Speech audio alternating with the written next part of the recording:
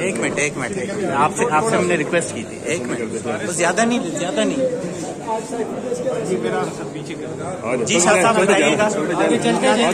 एक मिनट रुके ना, क्या कर रहे हैं?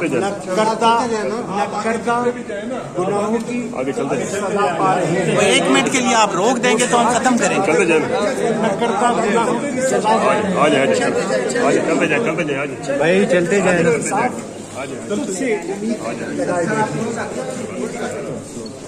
अल्हम्दुलिल्लाह नेक्स्ट टाइम हम कोर्ट के अंदर स्टार्ट करेंगे। नीयत साफ है, दामन साफ है, बेकसूर है। अल्लाह बेनियाज है।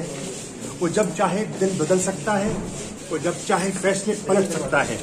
इसलिए मैं कहता हूँ नकरदा गुनाहों की सजा पा रहे हैं, फिर भी अदल और इंसाफ तुझसे उम्मीद पा रही है। जैसा पीटीआई पर पाबंदी लगी पीटीआई को इलेक्शन न लड़ने दिया गया। अगर पीटीआई पर इलेक्शन न लड़ने दिया गया, इलेक्शन बेमानी हो जाएगा, बेवकत हो जाएगा। उस इलेक्शन की कोई अहमियत खत्म हो जाएगी। पीटीआई के बगैर इलेक्शन की अहमियत न होने के बराबर होगी। जी नाज़रीन साहब जो है वो पत्थरबंद गाड़ी में उनको लाया गया और अब ये यहाँ से जा रहे हैं। यहाँ पे सकते हैं नाज़िल आप देख सकते